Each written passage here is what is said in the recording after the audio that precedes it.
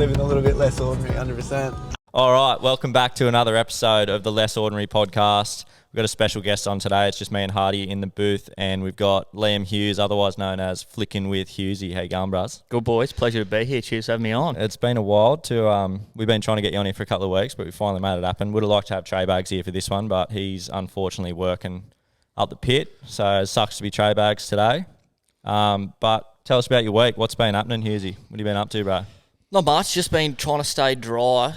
Fucking Weather's pretty loose, eh? The weather has been absolute dog shit here in Newey. It's been, just New South Wales in general. I was going to say, I think New South Wales in general is just copping it. Like, it's raining cats and dogs out there, but staying dry, keeping out of it. But yeah, other than that, nothing. Cruising, working. They declared a full natural disaster event for New South Wales. I did see that. Like it's proper setup. There's been 4 deaths, bro. Yeah, it's bullshit, actually. Yeah, up Coffs Harbour, there's like an old lady Taree and shit. Taree, like 4 deaths, yeah.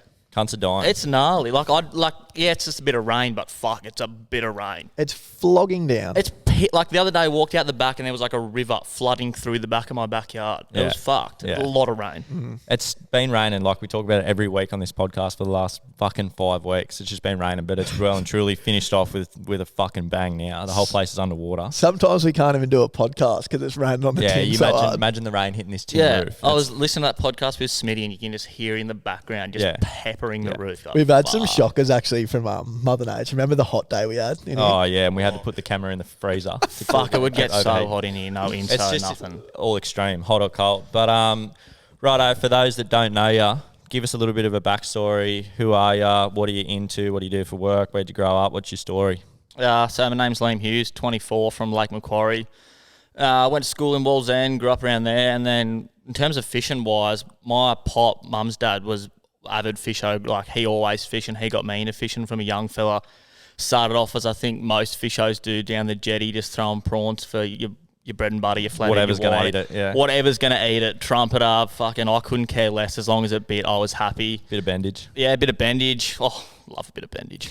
And then, went to finish school, joined the Navy, fucking hated that. Not one part of me thought I was going to join the Navy until I actually did, and then not until I was in there did I decide that, fuck, the idea of living on a boat for 9 months probably wasn't for me. Yeah, for a bloke who doesn't mind being on the water, though, no good. Love being on the water, but then the idea of actually, like, just being on a ship for 9 months was maybe not. Living on a boat with no fishing sounds pretty fucked too. Fuck. Like, yes, you'd see some sick parts of the earth, and, like all the respect to the servicemen that do it, but not for me.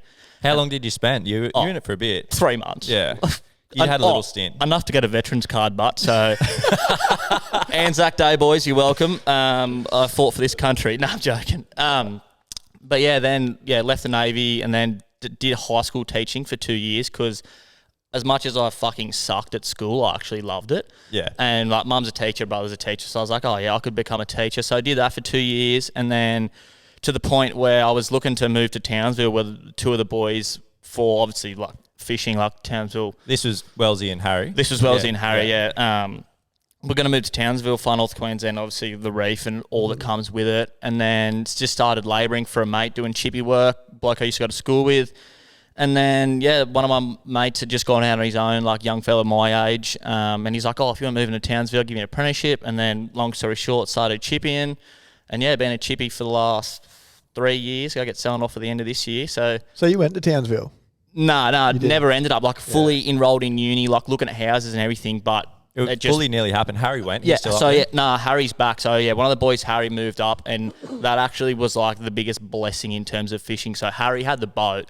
So then that's how me and Wellesley used to go fishing, was we'd fly to Townsville. So we did one trip where we drove up there, but I'm sure we'll get into that later. But we'd drive up there, meet Haz up there, and then just drive to Lucinda and go fishing for 2 weeks. It was fucking unreal. Did you ever kick yourself that you didn't go?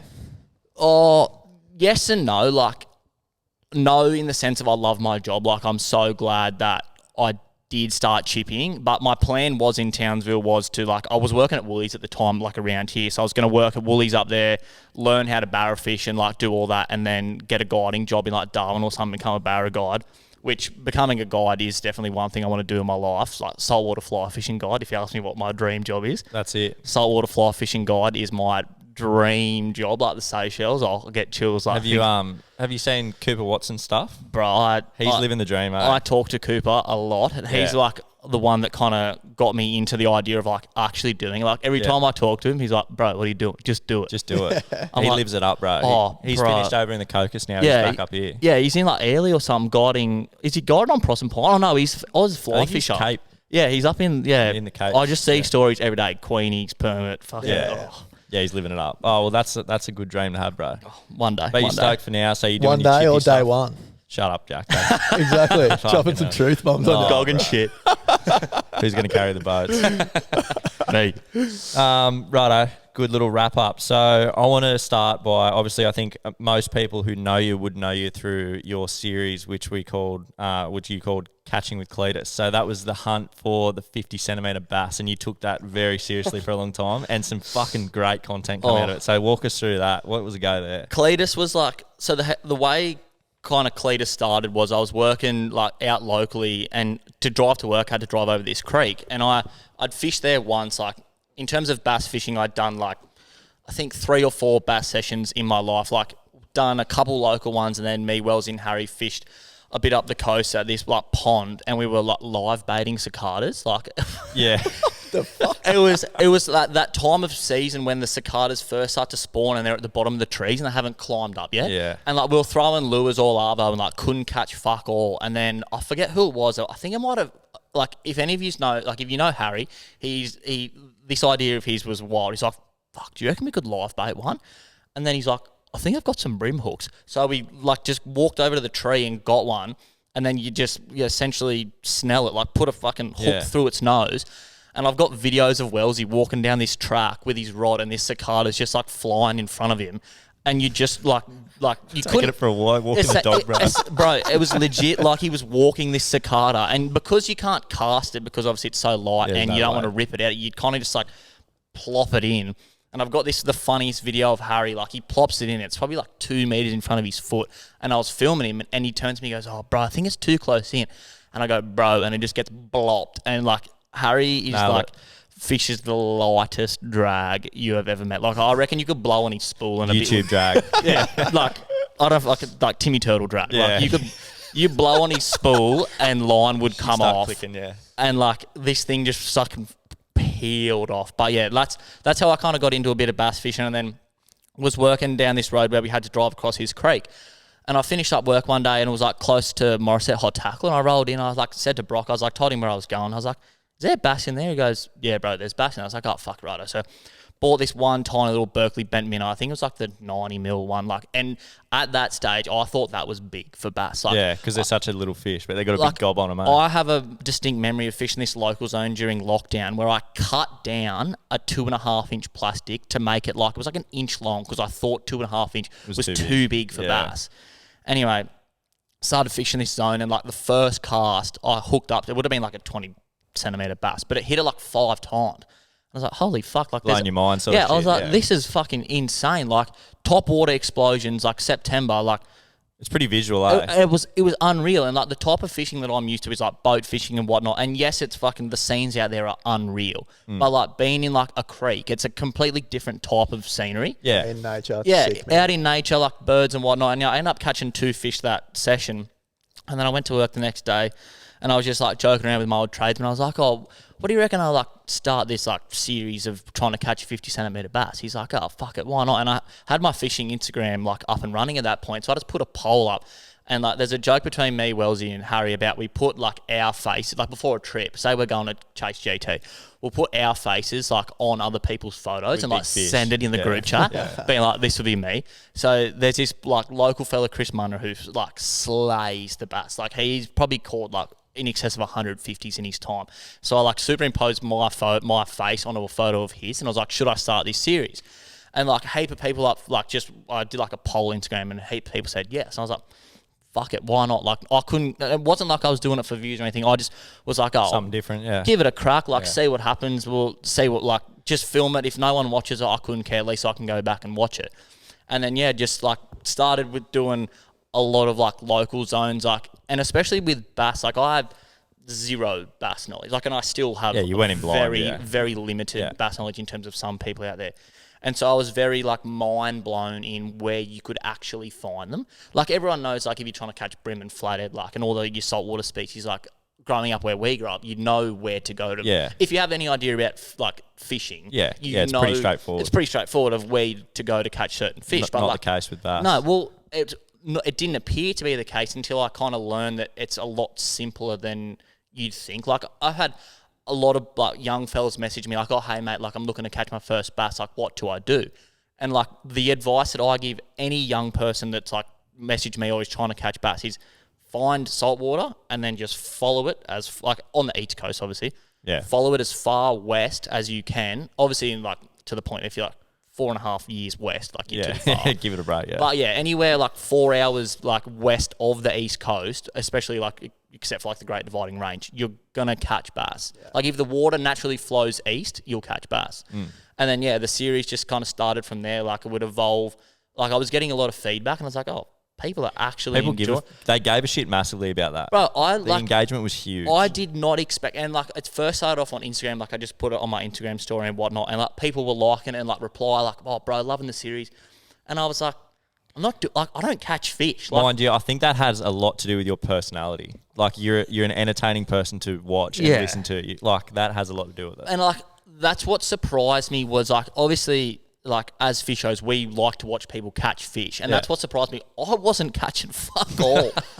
Like I'd maybe catch a fish every now and again, but like I think what like I'm guessing people found engaging was the fact that it was like, I've talked to you about it, like the fact it was kind of real. Yeah. Of like, you weren't just out there like fucking braining them left, bang, bang, bang. In a world where social media is a highlight reel, I think people appreciate the struggles realness, and the funny shit that comes out of it. That's what I got out of it, because it was like a day one of something. Well, you're by no means, you're the furthest thing from a bass fish show, like but you liked it. I find it a little bit like, I don't know, I like to get pulled, you know what I mean? I want to get thrashed. Yeah. But I found it's like day one of something. You're struggling. So you were learning as you were going, day 2, day 3. And it was funny as fuck. Yeah. And like, even like I was only going back the other day, like just kind of clicking through my, like, because I started uploading on TikTok.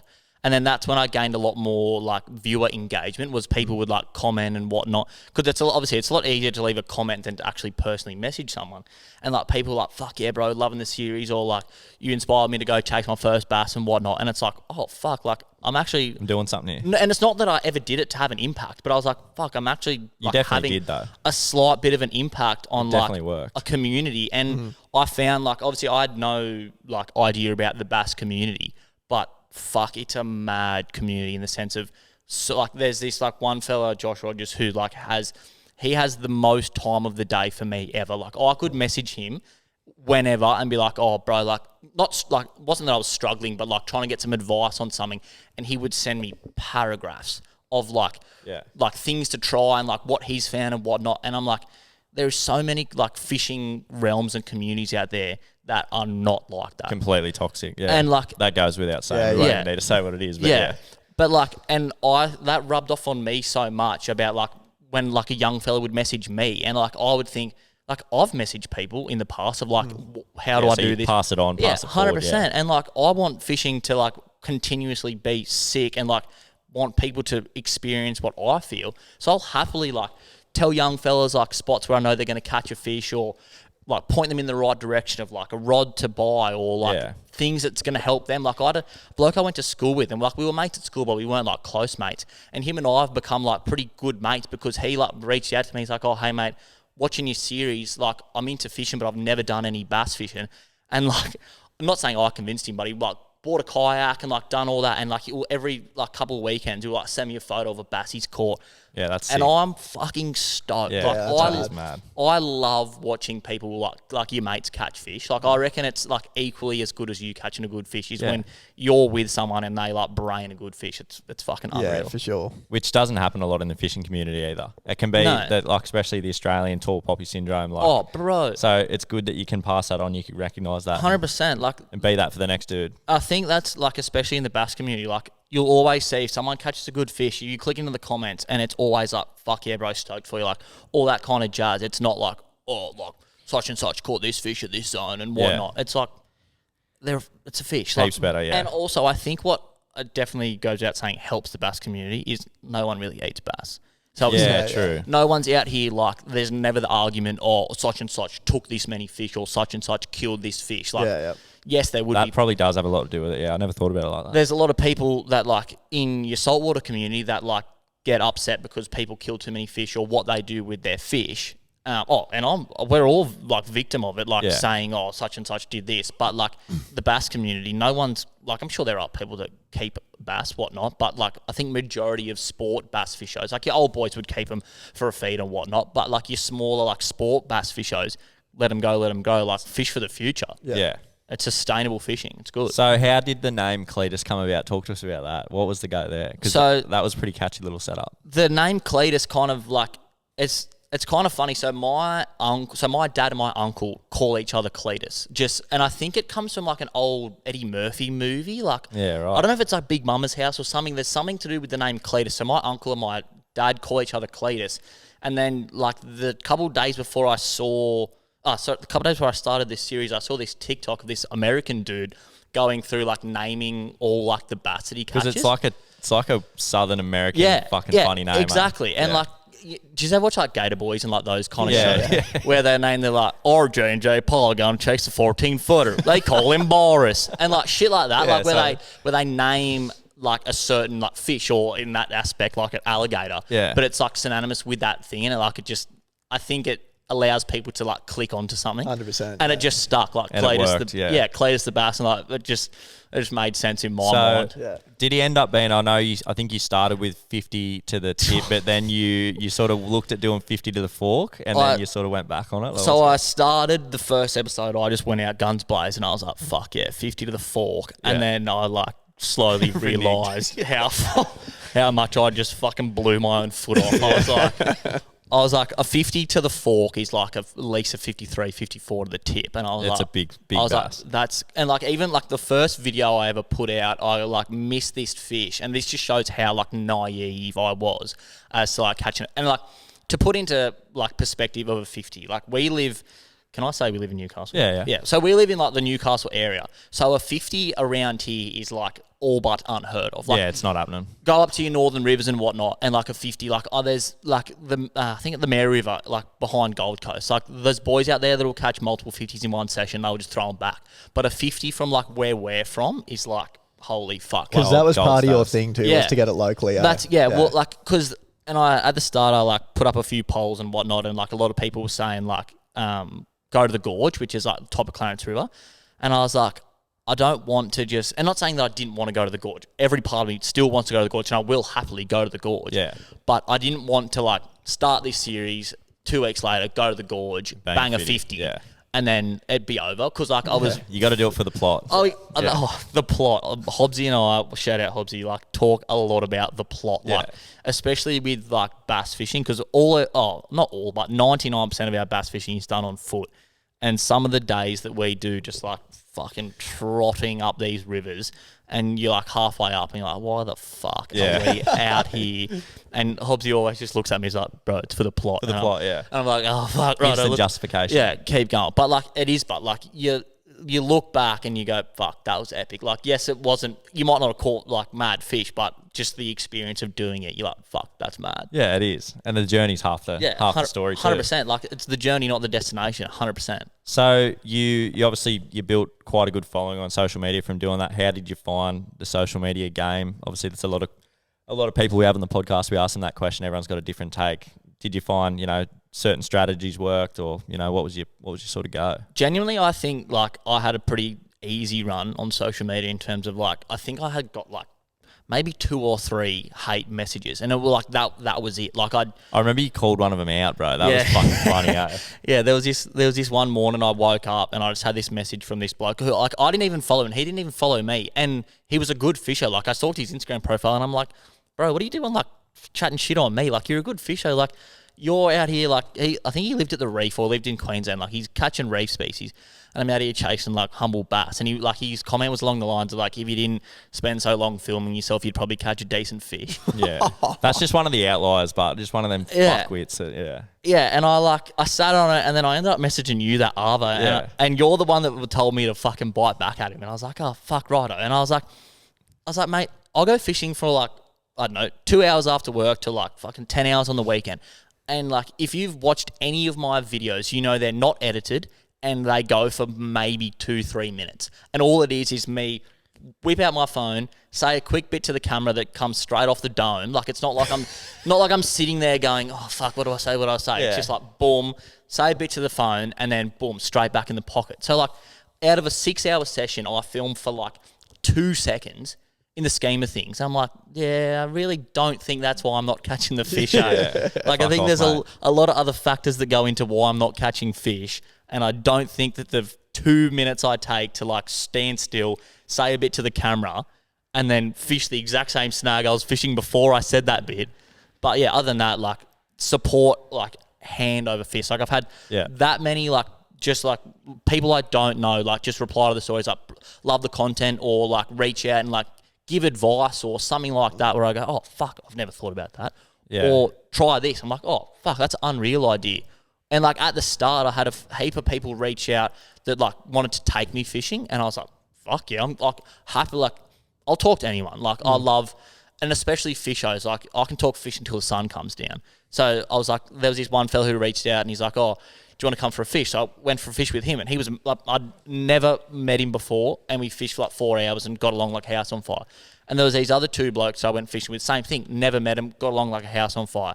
And like I met a heap of people that I fished with at the very start that I'd never met, but through common interests of fishing, just got along like a house on fire. And it expanded my like ability to like know people in the fishing community, and that was all through social media. Like that, so it was pretty positive. Oh, 100%, very positive. It was as mad. Far as your algorithms and all that sort of stuff, you didn't really have any trouble with that because you unknowingly sort of had every piece of the puzzle from the start. Like you had the name, you had the story, you had the personality, you had the comedy, and you had the fish. Like it was sort of without you sort of being an expert at it, you sort of nailed it off the bat. And also I think like I was never doing it for views or anything. I never started the Catching Cleatus series to like get famous, get sponsored, anything like that. I just did it because I found it enjoyable and funny, and like some mates did, so I was like, fuck it, I'll just keep doing it. And I think that's kind of why it stuck. Like it was real. You did it for the right reasons. Yeah. How about being on camera? I know we spoke about this a little bit before the pod, but recently you've done a little like a mini film for like an ad sort of spec. Yeah. Is that what you'd call it? Yeah, it was like it was an ad for a pair of hiking boots for mountain design. But yeah, it just came out of the blue. Like previous to that, I did a blog for the Australian Bass Fanatics page. Like this bloke named... Oh yeah, that was a good write-up. Yeah, I did read that. There was this bloke named Adam who runs a page called the Australian Bass Fanatics, and he like puts up I'm not exactly sure how often, it might be monthly or whatnot, and he'll get different people from the bass community to like write in, whether it be like a couple about topwater frogs or different zones, like fishing summer, fishing winter, topwater, like all different aspects that cover bass fishing. And he got me to write a segment on like catching Cleatus and how I started with all that. And then the follow-on from that is, I was at work one day and I got a message on my fishing Instagram from this bloke saying that he read the blog and he was looking for like talent in the sense of someone like in an outdoor field to film like a shoot for like a hiking shoot. And at the start, I thought it was a scam. Like I said to one of the boys at work, I showed it to him. He's like, do you reckon it's a scam? And he's like, oh, I don't know. Like, see what happens. So I sent him my email, and then, long story short, it was real. And I did a day and a half, like, it was like surrounded me being a fisho and how like the hiking boots aided in that. But as much as it was about the hiking boots, it wasn't really. Like when it full come out, it was a lot like fishing related. It was a fishing film, yeah. It was a fishing film. It was a sick film. Which was sick because like I went into it like not knowing what it was going to be like. And it was funny. There was this one bit where I had to like cast out and like turn to the camera and say like a bit. And it like, because it was like, I had no idea how, like I know nothing about videography and anything like that. Yeah. So I before went in there naively thinking that like I would fish and then they would follow me, but it was like the opposite. Like I would stand. You got to play into them, yeah. Exactly. Like I would stand exactly where they needed me to, and then they would like film me from there. And there was this one part where I had to like stand there, cast out, and turn to the camera and say a bit. And I cast out, turned to the camera, said the bit, and then like hooked up. And I was like, holy fuck, I'm on. And then caught this fish, and it was mad, but like. It was so uninspected because it wasn't a zone where I would stand there and normally cast, but it was just a zone that worked for them. But no, it turned out mad. And they were like, the blokes were so professional, like, so nice. Like, not one part of it was like, and I obviously never met them, and like, I'd never done anything like that. It's eye-opening, eh? Oh, so professional. Yeah. Like, there's so many things that, like, a viewer looks at, like, a video like that. And, like, I love watching cinematic stuff. And you look at it and you go, oh, yeah, like, not saying that you think it's easy, but you don't... Not realising what goes into it. You think it's a lot more black and white than it is. And you're like, holy fuck, like, there is so much that goes in. Like, it was only a 1.5-minute clip, and it took us a day and a half to film. Yeah. And you're like, obviously, there was a lot of footage that didn't get used and whatnot, but you're like, fuck, there's a lot of detail that goes into making, like, a segment like that. It's mad. So, if people want to go and find that Mountain Design on YouTube, Yeah, what's the, you know what it's called off the top of your head, the little clip? I don't know, it just says Liam Hughes. We'll put it in the if you search Mountain Design on YouTube, it comes up, and if you search Mountain Design on Instagram, there's like a segment at the top. It's in the top of their post at the moment. So before we move on from the bass thing, what's going on with Cleatus? Are you going to go back next season? Is that your plan? Yeah, well, this season, like, I think bass season just wrapped up, but this season, Hobbsy and I, like, I do all my bass fishing now with my mate Hobbsy, like, maddest cunt. We met through Cleatus. So him and I, like, one of those blokes that, like, we talked back and forth on Instagram for years, but we'd never met each other. And he's a local boy, grew up near where I grew up. And we both knew of each other through fishing and whatnot, but we never met. And then we started messaging back and forth one day, like, oh, fuck, we'll go for a bass fish together. And so he was in my 3rd ever episode of the Catching Cleatus series. And, like, we just, like, instant hit it off, like... Great dude. Oh, bro, fucking... Like, you've met Hobbsy, like, maddest, like... And he's, like... why the exact same as me in terms of fishing. Like, all he does is think about fishing. He's like, a critical thinker as far as fishing goes. He is fucking, like, tapped when it comes to, like, critical thinking for fishing. So, yeah, him and I do all our fishing together, and, like, we did a lot of local fishing last year, but we decided for this season we were going to try to do a few more, like, big trips and, like, go away for a day or overnighters and whatnot. So we decided we'll do, like, not fish as much, but fish, like, bigger sends. And so, like, early season, we, like... Oh, we did it, like, this 1 week I had off work, and we pretty much fished, like, every day, and we would just... It was early season, and, like, we didn't really fish early season last year, so we didn't really know what it was going to be. Like, we're used to fishing summer, hot, topwater bite, like, all that kind of jazz, but when the water's uncomfortable to stand in, it's that cold, like, fuck, what are the fish doing? So we, did a few local zones and whatnot, and then we pushed up to this one zone, and, like, it was one of those days where we put in, and Hobbsy caught a 43, like, 5 minutes in. And we were looking at each other like, fuck, we've done it. Like, we've finally, like, pulled up to a zone. We're going to have a day. It was the only fish we caught all day. That's fishing, eh? Oh, bro, it was fucked. And, like, touching on one of my favourite, like, bass fishing memories, and it's not even a fish that I caught. This day, Hobbsy and I got up at, like, fucking 2 o'clock in the morning, like, and we took the boat because the river we were going to fish, we'd, like, neither of us had fished it, so we didn't know what it was like. Turns out it's 2 meters deep at its deepest point. Yeah. And so we spent the first, like, 4 hours catching brim and flathead in water that's fresher than you'll get out of the tap. And we're thinking, like, what the fuck are we doing wrong? Like, we're in a freshwater system. Like, obviously it's salt at the front, but, like, we're far enough away that we should be catching bass. Anyway, fished this zone, like, had to pull his tin over rocks and stuff because it was so skinny, and we're like, fuck it. Went back to the boat ramp, and, like, we were sitting there just fucking, like, chewing the fat, like, thinking, what are we going to do? And this, like, old fella pulled his boat up, and we just started yarning to him, like, oh, how'd you go, mate? He's like, oh, yeah, got a couple flatties. And we're like, he's like, oh, how'd you boys go? Like, oh, we're chasing bass. And he, like, looked at us like we had 2 heads. He's like, bass? I'm like, yeah. He's like, around here? I'm like, the water's fresh. He's like, yeah, like, maybe further up, but I don't really catch bass around here. So we're like, fuck, right, that's like the nail in the coffin. And he's like, oh, where he's from, and we told him, he's like, oh, try this zone. And, like, it's a zone we both knew about, boat accessible, but neither of us had fished anyway. Pulled up, like, pulled the boat out, drove down the coast, like, put into this zone. And I don't know, it might have been lunchtime by this point, like, and I pulled out, like, a football jig, like, you know, like Americans, like, football jig. Yeah. Tried to fish one of them. I think I got a nibble, nothing anyway. The day went on, like, to the point where, like, we were just hunkered up in the shade, not even fishing for, like, 3 hours. And then finally got to the point where, like, the sun started going down and the shadows, like, finally started appearing. Anyway, fishing along, and Hobbsy, like, yep. And then he just, like, yeets his lure, like, over the boat. And he caught a bass. Like, I looked at the video. It was as long as his fingers. Like, it was legitimately like DPI just released it. Like, this thing was probably, like, 100 mil long. Anyway, 10 minutes go by. And he hooks up again, and he's like, yep. And I'm like, good bend in the rod. And he just goes, oh, this better not be a flathead. And, like, where we were, there was no chance it was ever going to be a flathead. But because of the day we were having, I was like, just in my mind, I was like, it's going to be a flathead. Anyway, so I like pull the net up and I'm just like standing like next to him, like fucking relaxed as fuck, like off it, No like fucks given, yeah. waiting for this flathead to come up. It never would have been a flathead, but just because of the day, I was like waiting for this flathead to come up, and it comes up, and like I just see it, and I'm like, I thought it was a carp. Yeah. It was that like it came up broadside, and I was like, holy fuck! Like, and I just looked at like we both just looked at each other.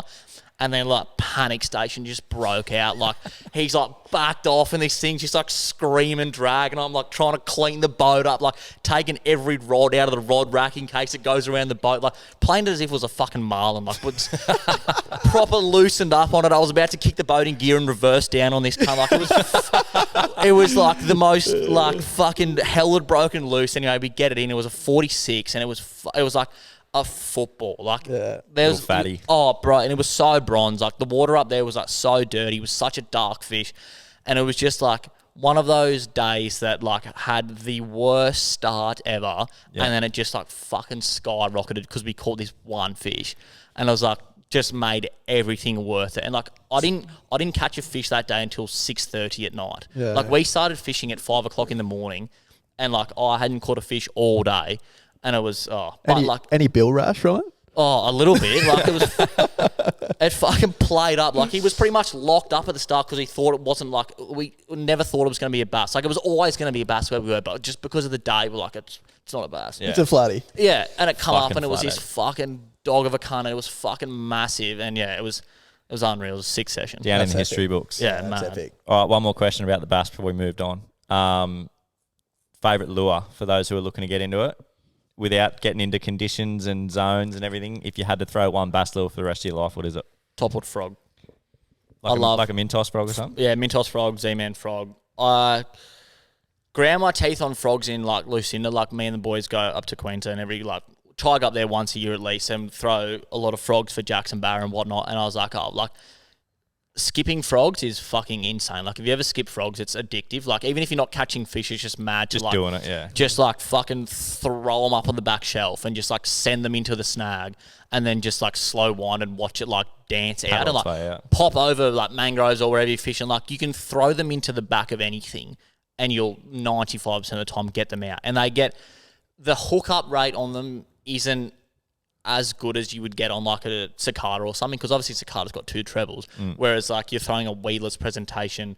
And so for a bass that like, yes, they're implosion feeders, but they're not crazy aggressive in terms of like bite force. Like you'll catch a jack on a frog, no worries, because they bite. Or like Barra, they like fucking smack it. And bass smack them too, but they just don't. They just inhale them. But they can't suck as much water as like a Barra or something like that. Do you find with the frogs, because it's so active and you've got like that action that you're actually thinking you're going to hook up as well? Yeah, like the amount of times I've said either to myself or to whoever I'm fishing with, there should be a fish in there, because like anyone that's fished bass or like any freshwater fishing, you're snag fishing. Like you're not just bombing it into the abyss. Yeah. Like you'll find a zone where there'll be like a mad tree or a mad like back eddy, and you cast, before you even cast in there, you're like, there's a fish in there. Yeah. And you send one in there and like it comes out and nothing eats it. You're like, fuck. You're like, what the fuck? What's going on here? Yeah. I had a question for you about the live baiting. Oh yeah. Did you ever get any footage of that and do some TikTok stuff with that? Because I feel like there's some huge virality in that. Like live baiting for bass. Like if you did a little like tutorial of live baiting with a cicada. Well, it's the only issue with this, you've got to be at find them at the right time. So like when the cicadas spawn, when they're at the bottom of the tree. They start at the bottom of the tree and then they work their way up. But yeah, I remember one story, we found some, and like we'd thrown lures all over and like we pulled these hooks off, and yeah, caught these fish on cicadas. I got one video of it and fuck, it's so funny. I reckon that's fucking hilarious. Yeah. You put that on TikTok, next thing you know, DPI will be like, no live baiting for bass. Not allowed to live bait cicadas, they're endangered. Even though anyone knows we had like the loudest cicada season ever on history, it was over summer. Yeah. It has palms, man. Like you couldn't hear yourself talk. It was. There was one session I did where Z-Man make these like baby goats, and it was that loud that I had a packet of them and I shoved them in my ears because I couldn't hear. It was that fucking loud. Yeah. Oh, bro, it's so loud. But it's unreal for the bass. Like when the cicadas are pumping, So like me, Wellesley and Haz did a session and we caught like 45 bass in like 3 hours just throwing cicadas because they're fucking everywhere and the bass just love them. Yeah. Righto, so moving on from the bass fishing, obviously you're into a lot of your other fishing. You've had plenty of good sessions on the reds. You and Hughesy are starting to explore your mulloway fish and all that sort of stuff. And you and the boys, Wellesley and Haz, obviously, like you touched on, do these big sends up to Lucinda where you get out on the reef, smash some G's. You've had a few loose stories about some of that stuff. So start us off with some of that stuff about your local reds fish and all that sort of stuff. You're into that. Yeah, Tell us a bit about it. So reds for me started with Haz, like we just fished like local zones and like proper reds fishing on lures didn't start. We used to fish green eye strips on jig heads. So we'd go out to like a local island, we'd catch green eyes and then we'd strip them up. And because the tube on a green eye is so thick, you can feed it on a jig head and it Make it look like a big jerk shad. Essentially it works exactly the same as a jerk shad. And like you'd have success on that. Like we were never catching, I think the biggest we used to catch was maybe like a 60 would have been massive. Yeah. And like a 60 centimetre snapper is still a good fish, 100%. Fish, yeah. And then we, slowly just started delving into like your 5-inch plus 67-inch jerk shads and whatnot. And then we'd like head up the coast. And then I still remember the first ever session that we actually caught decent ones. It was majority, well, as far as like I'm concerned, people say the best time to catch reds is winter, which I think there's a lot of research and goes to show that definitely is true. But I think shallow water reds. Shallow water reds in winter is definitely the vibe. But like a lot of people think that like in summer you're not going to catch reds or whatnot. We caught 2 80-plus centimetre reds on the 28th of December. Yeah. Well, they're not dying, are they? No, they're just moving to different zones. It's not like they just fucking up and vanish in summer. They're still there and they still have to eat. It's just a case of finding them. And so we banged a few good reds this one day. And then, just like I'd never caught a decent red like locally and whatnot. And then, me and Hughesy started fishing together. And we started doing a bit of red fishing. There was this one session where fishing like, and this zone's very strange in the sense of you don't catch a lot of fish, but you'll catch like a good fish. Yeah. Anyway, was fishing like hooked up, and like I thought it was a sarge. Like I didn't say anything to Hughesy, and like if anyone like knows, if anyone's fished with me and I've like caught a decent fish, I'm pretty vocal. Like I'll be like fucking screaming and yelling and like carrying on. Yeah. Love a carry on. Anyway, hooked up, and like I thought it was a sarge. Anyway, so I was just like fighting it back to the boat, and pretty much I reckon as soon as this snapper like saw the boat, it just started fucking sooting to New Zealand. Like it just fucking took off. And like I was like standing up there just like letting it go. And like Hughesy was like, talk to me. And I like just wasn't saying anything. And I was like, in my head, I was like, holy fuck. Anyway, this thing was just fucking peeling. And I was like getting a bit back on and then it would fucking take off and vice versa. And like, I didn't want to call it for a red because I like in the back of my mind I knew it was a red, but I didn't want to jinx myself and say it's a red because like I was like could be a longie, like the time season could be a longie, could be a Jew, or could be like a small king, little king or something. So like I didn't want to call it for a red because obviously I want it to be a red, but I didn't want to get my hopes up. Anyway, this thing come up and like me and Hughesy's eyes just fucking lit up like dinner plates. Like holy fuck. Anyway. Thank fuck, like first go, he's netted it, corner of the jaw, got it in the boat, and like we've done the classic, like, it's a fucking meter. It's a meter. I'm telling you, bro, it's a meter. Bro, it's a fucking meter. Anyway, we've got the... What else are you going to say, bro? Like, fuck. Yeah. Anyway, we got it in the boat, and we've thrown the braggie on, and it was 89, and like I was like, holy fuck. That's a fucking loose snapper. And like, if you know the zone where it's from, like, it's fucking pretty special fish, like... And the fact that it was after work, like it was Monday arvo after work, like just gone out and banged my fucking... It was my first red of the season too. I like hadn't caught a red that season. I was like, holy fuck. That's a fucking cracking start. And it fucking took some sick photos, got like the easiest release on it. Like I think I got it out of like 8 meters of water. Like there was no ever issues of it having barra trauma or nothing. Like perfectly hooked in the jaw, hooked straight out, like jig head, straight out, like 1/4 ounce jig head. 7-inch plastic, like straight out, 16-pound leader. Yeah, perfect. And it just, sat it in the drink for like a minute, got a bit of video of it, and it like just full kicked off hard out of my hands. And then, you know, it's one of those fish that like you kind of forget in the sense of like the period of you hooking it to the period of you letting go. You go blank. You go blank. Yeah. And like... That's what happened to me with that video I showed you before the potty, You like, you've sent it home and you're like, What just happened? What the fuck just happened? You go fully blank. That part of your life is just missing. You don't, like, you know exactly what happened and you were there the entire time, but because it was such like a monumental moment in your life, you're like, fuck. Yeah. You want to remember it, but you just can't. You want to remember it, and like you do remember it, but you don't like. You just feel like you hooked up, you took a photo, and it was back. But obviously, there was like 10 minutes in between all of these. Yeah, missing, nah. fully missing. That's the best part about filming, I reckon. Like 100%. looking at being able to look back on it. That's what me and Hobbsy talk a lot about. Is like we both have GoPros, but we're too lazy to put them on because we're like, oh fuck, there's no point putting them on. Happen, Or the curse of the camera. Like, if you put the curse is fucking real. If you put the camera on, you're not going to catch a fish. So like, none of us ever like wear our GoPros. And we're like, fuck, we should just wear them because like shit like that is going to happen. Yeah. And then you can look back on it. Or like another like one of my favourite Reds moments was with my best mate Bryson. We were up at Chain Islands up north. Anyway, put up at this bay and I'd caught a 60 like 10 minutes in the morning and I was pretty stoked. And we put up to this bay. It was like 10 o'clock in the morning. There was no show on the sound and nothing. Bryson was just sitting in like, I think he was having something to eat. And I was like, fuck it. Like, I'll have a cast. Like, I've caught decent reds here before, but there was nothing. Like, fuck, I'll have a cast. 30 metres of water, bomb this jerk shot out. And I was like standing there waiting for it to go down. And I just got fucking jammed. Like, proper. Like, how good's it on the drop, eh? Oh, like, first drop, just going down. Like, I was just, you watch your line just like tick out of the water and then your rod just fucking keels. And I was like, can't. And Bryson's like, say it again. I was like, can't. And this thing was like this, I think it went 83. It fought like a lot harder than my 89. Anyway, it was fucking like same thing, just peel and drag, big headies.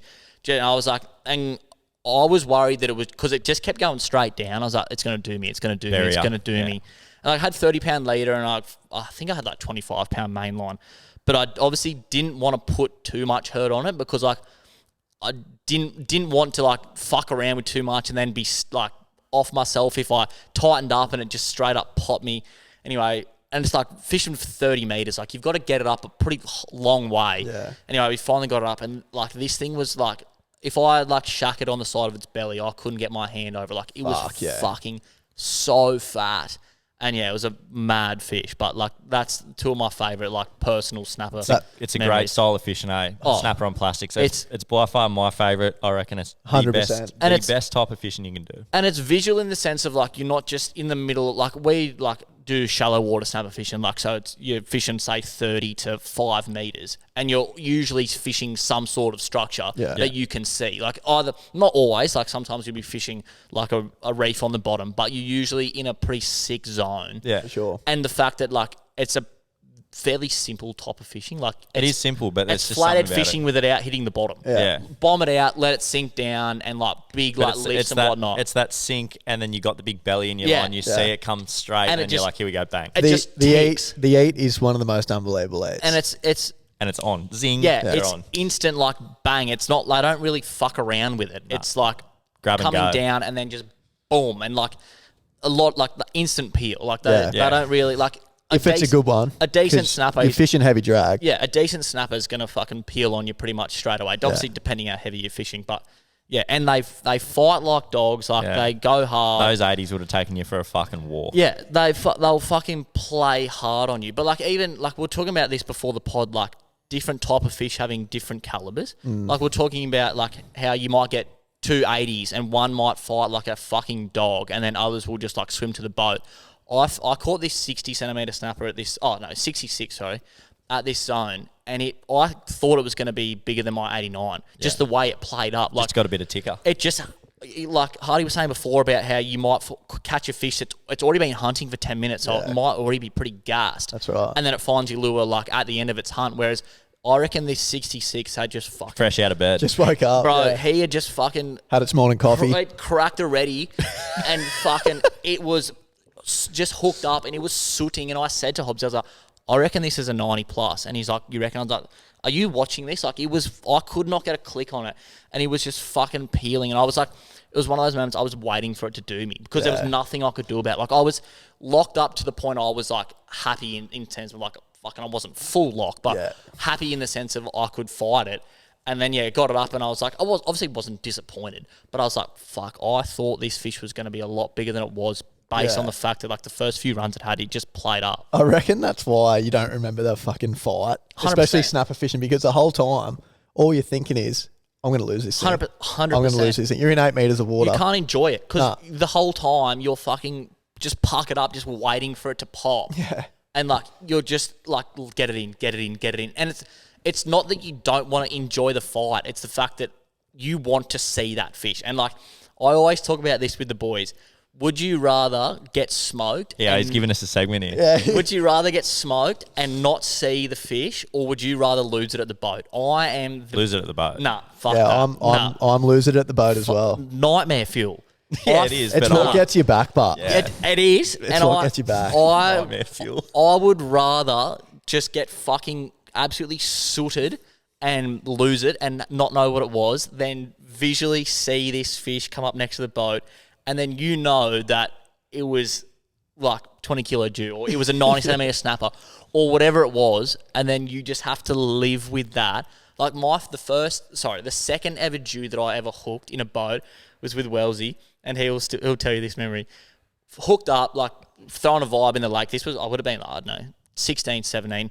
Hooked up, and same thing, like cast out, and he just fucking ate. Got it to the boat, and like it was funny. Before we went, I said to Wells, "He's like, I'll take my net. It's bigger." He's like, "Oh no, mine will be fine." And he had like one of those smaller like red nets, and I had it was like I think it's a Rogue brand, like the BCF one. It's a bit of a deeper net. I was like, "Oh, I'll bring mine." He's like, "No, we'll be right. I'll take mine anyway."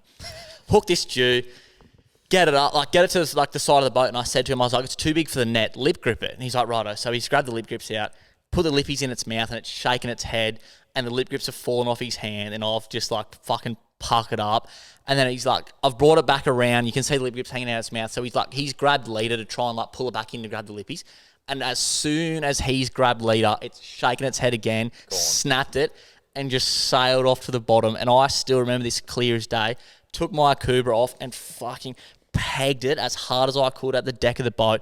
Threw my rod down, and it wasn't that I was spat chips. It wasn't that I was mad at Tim, but I was a little bit mad at Will. Awkward trip in.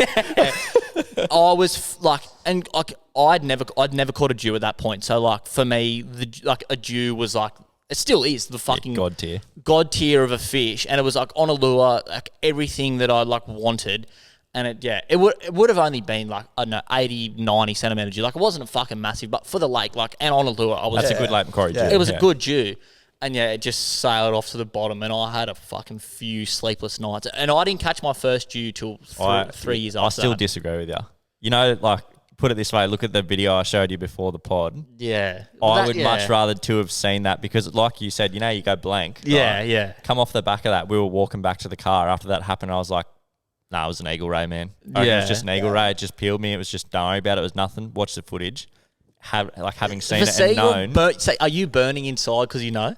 Absolutely. Exactly. I'm burning either way though. Yeah. Like if you get good, like taking on a good walk, you're going, fuck, I can't believe I didn't turn that thing's head. Yeah. I can see where Hughesy's coming from. I see both sides, but I'm seeing it every time. I just want my money's worth, bro. Yeah. I want to get as much out of it as I can. I think you can obviously argue both sides, because if you see the fish and like you go, well, righto, you know what you're doing is right. Whereas like if you don't know, like, you could be right. You could have hooked a fucking giant eagle ray, or you could have, like, if you're live baiting, say you're chasing kings on live, you could have been sharked. Yeah. But like, I think just personally, nightmare fuel. If I see that fish come up and I get a visual on it, because part of me goes, if you see it, you've caught it. In the sense of like, touch the leader. If you've got it to the point where you can see that fish, then the net job is 2 seconds away. Yeah. But if you see it and then it spits, then you're like, maybe it's a little bit different because the one I'm talking about was seen on video. But yeah, just because I went blank and it was like, Trey's going, did you get headies? I'm like, fuck, I don't know, man. Like, and clearly looking at the video, you can see the headies. It's tough. Like, I definitely think there's valid arguments for both sides of the equation, but yeah. How funny is it, like fishing? Sometimes I think of it like golf.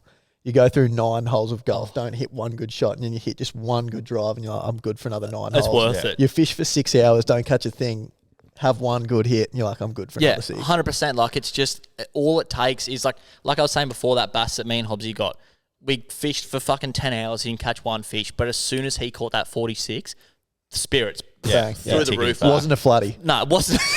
No, it wasn't a flatty. And we fished like 10 times harder after that, just because we caught one. Exactly. It wasn't even yes, it was a decent fish, but just because we caught one fish, it was like, right, back on, let's rip in. It was good. That's unreal. Righto, we're running out of time, but let's touch on for the next 5 minutes. Give us some stories about Lucinda. You've done 3 trips up there now with the boys. 3 or 4. Oh, yeah, something like that. Yeah, So, 3 or 4. A couple of blunders, some bad weather, some trailer malfunctions. We've done it all. So the idea of Lucinda came about to us because one of the boys, Harry, his dad and his brother did a trip up there like a couple of years ago, and they caught G's. They went on a guided trip, and they caught G's, and like it was after that fucking live baiting cicada session. We're sitting at Macca's and we're just brainstorming. Like we all love watching like your Pelagic Pursuits, your Brooksies, like your Briggsies, all those kind of boys chasing G's at the reef, and we're like, fuck, I want to do it. So we're like, right, we'll do it. So devised this plan. Anyway, we left Heatherbrae at 6:30 on Friday night. We didn't get to Lucinda till like 2 a.m. Sunday morning. We just drove the whole fucking way. And yeah, through a trailer bearing, like fucking in the middle of fucking nowhere. Like I remember I was asleep and then I just feel the whole car, like Harry drives a 200 series and he had a 5-meter trail craft on the back. And the whole car just went, woof. And I was like, Oh no. I was like, holy fuck. Anyway, got out and like we've pulled over to the fucking, we've jacked it up. And I got a video and I was like, Wellesley, what are you doing? And he kicks the rear tyre and the whole tyre just goes ting, ting, ting, ting. I was like, yeah, that's not good. She's fucked. Anyway, thank fuck. Like I have zero idea about cars, anything like that. Like, Makes 2 of us, brother. I can build your house, but I can't fix your car. Like, It's not a bad way to be. but like, anyway, luckily Wellesley knew what he was doing and we could change it over. And I think we were like 2 hours from Mackay, so we managed to get it to Mackay, go to Bunnings, get like the extra bits and bobs that we needed to like repack the bearing and everything. And yeah, drove all the way to Lucinda, got there and the weather was fucking dog shit. Like You copped it that hard that trip. the first like 3 days, we got to the reef on the first arvo and like it was so funny. Like we got out there and like me and Wellesley just looked at Harry and like, so what do we do? And he's like, I don't know. Like, you've done this before. He's like, bro, I did this with a guide like last year. Yeah. I got no idea. New Like, territory, eh? we had no idea what to do in terms of like chasing G's. And so like, the first few trips for us, chasing G's was a case of like, we knew about like, I forget what it is now, but like you fish one side of the reef for the run in and the other side of the reef for the run out because the way the current hits the reef edge and it pushes current eddies and whatnot. I'm not trying to find pressure edges. But yeah, like we just fished the reef edge because we had no idea what we were doing. And like it was mad that first trip. I think we didn't catch G's off Lucinda because the weather was shit. So we pushed up to Cairns. So we drove an extra 3 hours north to Cairns.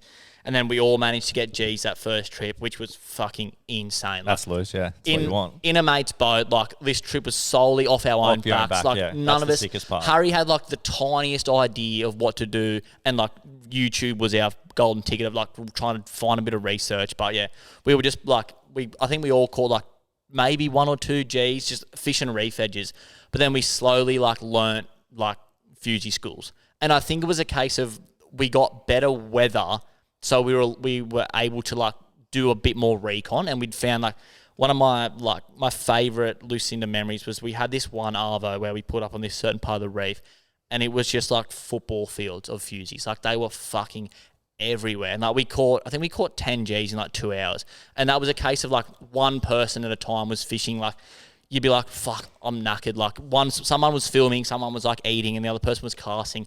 You'd catch one, like even if you didn't catch a fish on your retrieve, we'd have like golden swimming under the boat, or there'd be G just sitting under the boat, and like so sick. Oh, bro, it was unreal. And like trying to describe like GT fishing to someone who's never caught a G is like get like your heaviest fishing rod, throw a fucking lure into a car going 60, and just fucking hold on. Yeah. Like it's so violent. Like it's unreal. And then like other mad Lucinda memories, like probably one of the dumbest shit we've ever done was we were going like none of us read the tide chart, and so we just like pulled up the like where we stay at Lucinda. There's like it's on the waterfront, and you can go left to get out to the main channel, or you can go right. Right is like quicker to the main channel, but you got to go out into the main channel. It gets pretty blown up and whatnot. So like fuck, we'll go left, shoot around the back, and like come out up the top. Anyway, we fished for like a couple of hours, and we saw like the tide was going out, and like a couple of boys from New South Wales. The tide down here is like fuck all. Like you might get a meter they tide. Get big tides up They get north, like though. 4 meter tides, and we were like, That's why the boat ramps are so fucking long up there. the boat ramps are fucking so long. Anyway, we got stuck to the point of like me and Wellesley, like this is why I preface this by saying don't ever do this. We like in the water trying to push the boat in fucking far north Queensland, like the dumbest shit we've ever done. Like thankfully no one got like nothing bad happened, but looking back, pretty average. Oh, looking back, it was so stupid. But the only good thing that come out of that was I do like a touch on a little bit of fly fishing. Like Haz is fucking a wizard on the fly. He does a lot of fly fishing, so he got me into it. Anyway, I bought a couple like flies for like Barra and Jacks, and yeah, managed to get I think it was like a 48 centimeter jack on fly, which was good. Bro. It was so funny in the sense of like lob this cast like into this snag, hooked up, and I don't even think I like stripped anything onto it. I just legged it back up the sandbank because I was like, fuck, I'm on, and I just like started running backwards, and I just like ran 20 meters back until this fish just like flapped up onto the sand, and then Wellesley picked it up for me. But yeah, like Lucinda is like fishing heaven in the sense of like the fishing's not easy. Like, don't get me wrong, but like coming from someone who lives in Lake Macquarie, like the fishing up there and just the landscape, it's like Jurassic Park, like Hinchinbrook Island. Legitimately, I would not be surprised if you just like looked up and there was like a T-Rex just sooting across the ridge. Like it's the potential. Yeah, it's fucking mad. Like you'll get everything. Like I went up there one weekend, like June long weekend, shot up there just to fish with Haz. We come back in and there's like a big sugarcane loader off the front of Lucinda, and we pulled in and there was just fucking queenies everywhere, and like caught one, and I turn around and Haz is like bending on his snapper rod, and he's like, help me, and I like turn around, this 3 meter bronzy just like chasing his queenie, and it's just like all hell breaks loose. But up there, some shit going on up there. It's right? fucked. It's insane. Different part of the world. Crazy. All right, just to wrap it up, I want to hear your best catch. Just what is it? Was it your bass? Have you spoken about it already? Is that your favourite?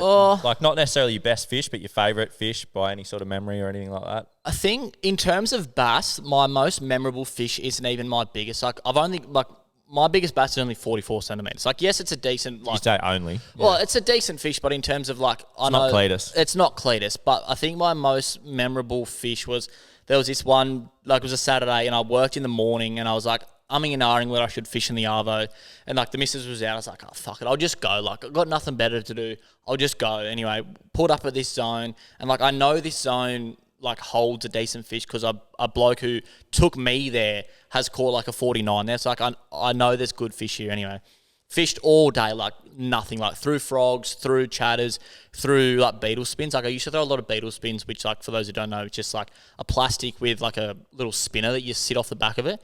Bass love them. Fish a lot of them. Anyway, I legit got to the point where I opened my tackle box and I was like, what don't I care about?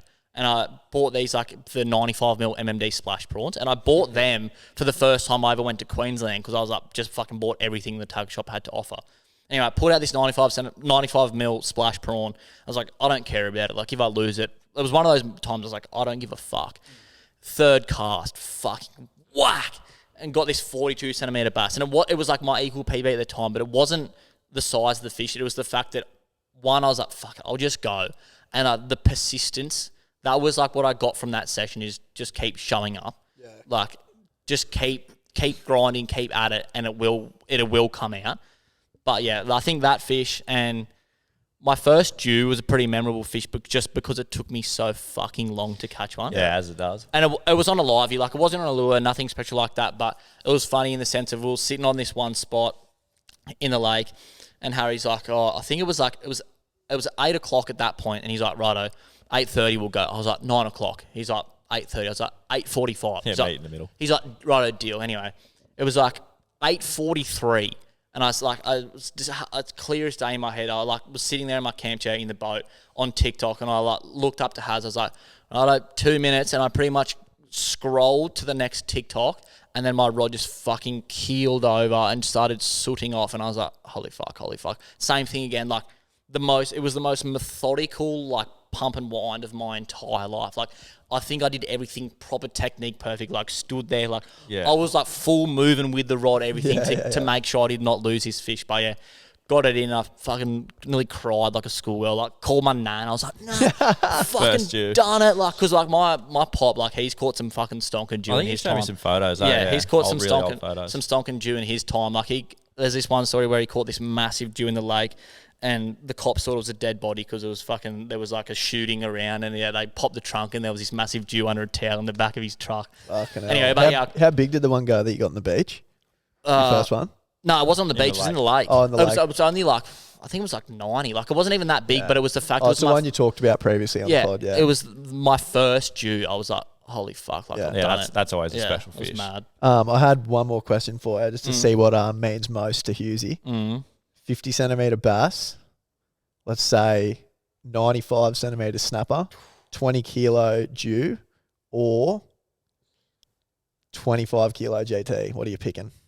I'll rule GT out because like 25 kilo GT isn't 30 kilo GT. Stop trying to make it hard for me. fuck.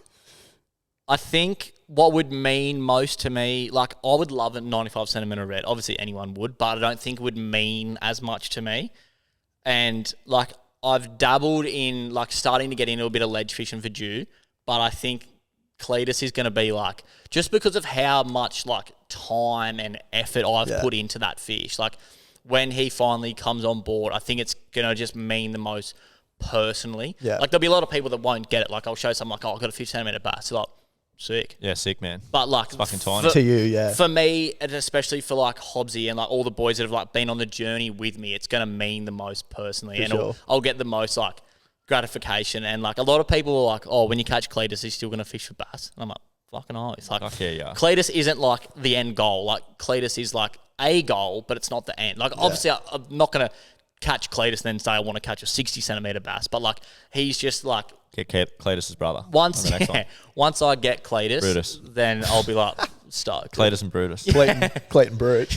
Beavis and Buffett. Alrighty, well that's been a sick episode. There's really good chat there, bro. So Flicken with Hughesy is your fishing page. Yeah, Flicken. I think it's like Flicken _ Hughesy on Instagram, and I think it's the same on TikTok and whatnot. So go and check it out. Plenty of good fish on there. The Cleatus series will be back next season, I assume. Fucking nice. If you want someone to build your house, Liam's also your man. So hit him up. But yeah, thanks for coming on, brother. It's been unreal. Yeah, appreciate cheers, it, boys. Bro. Thank you. Really appreciate it. Cheers.